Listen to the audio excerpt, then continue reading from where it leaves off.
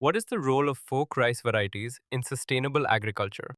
In present agriculture, globally and nationally, the biggest crisis the world faces is because the chemical varieties or the varieties which are under the intensive cultivation practices have added on to greenhouse gas emissions. Globally, the food systems provide or take away or are responsible for adding 34% of the greenhouse gas emissions. That's a global figure. So, which means the focus has to be on non-chemical farming systems where we are not, worsening the soil fertility status and water depletion status and so on and so forth. And that has to be recovered or revived, or what they call is a part of the regenerative agriculture. So, traditional rices, folk rices play a very important role in ensuring that we do not further contaminate or add to the environmental pollution arising from intensive cultivation practices or even from farming systems. So, traditional rice, folk rice, they play a very important role in maintaining soil fertility, in recovering the water table, depleting water table, and reducing the crop contamination by way of chemicals, and finally ensuring human health.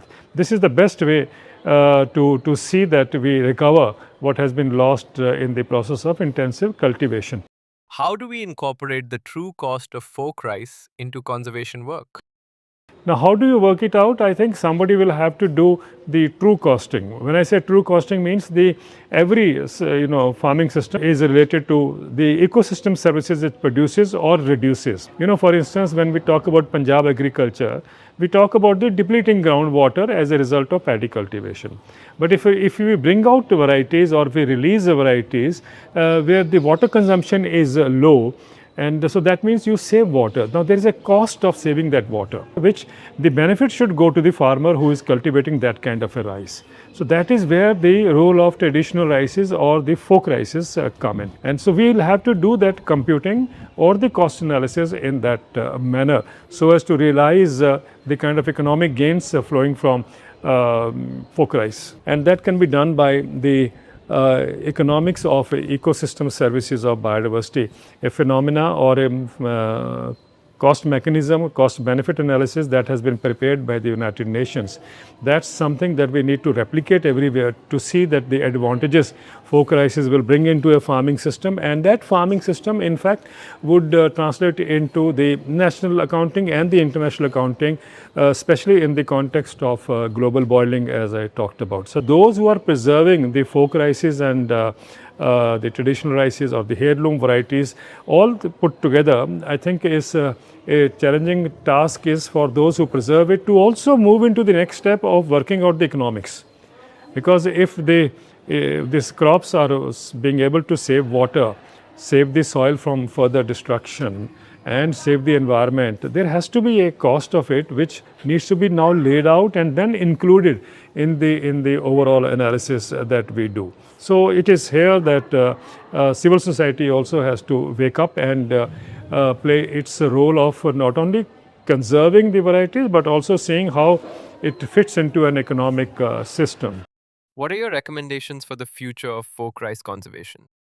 The time has come when the world has to move to traditional rices or the folk rice varieties or the cultivars. This is simply because today the biggest challenge we all face is the way the climate is changing. From climate warming, we have now stepped into an era which is now climate boiling. And that has a lot to do with agriculture, the kind of agriculture that is being practiced all over the world.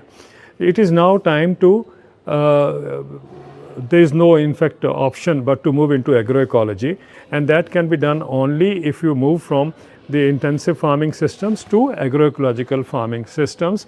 The agriculture universities have so far shunned away from the traditional varieties. It is time the agriculture universities move away from the intensive farming system, also move away from breeding new varieties which are responsive to fertilizer and pesticides. That is how the entire research system was laid out. Now the university need to adopt a farming system where the breeding takes place through what is called as organic breeding.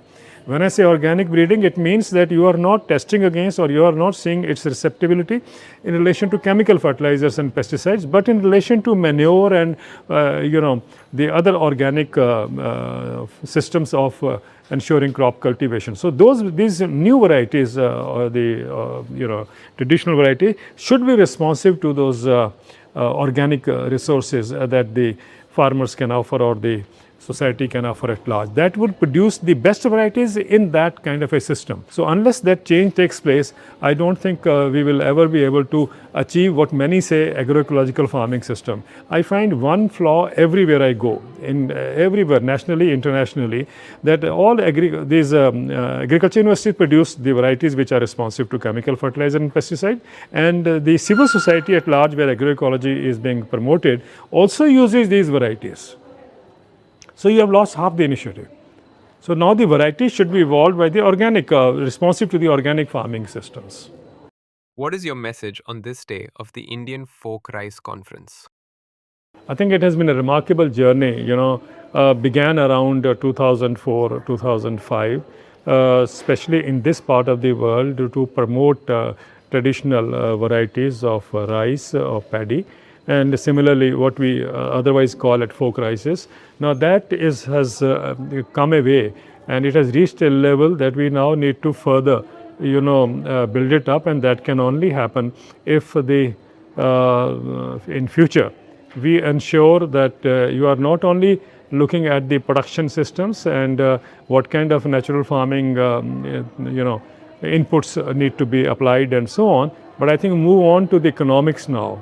And unless economics becomes part of the mainstream, I don't think traditional rices could ever be taken up like the mainstay of the Indian agriculture. So their civil society has to play a role here, and I'm sure when we reach 2050, I think the world would be celebrating these traditional and folk rices.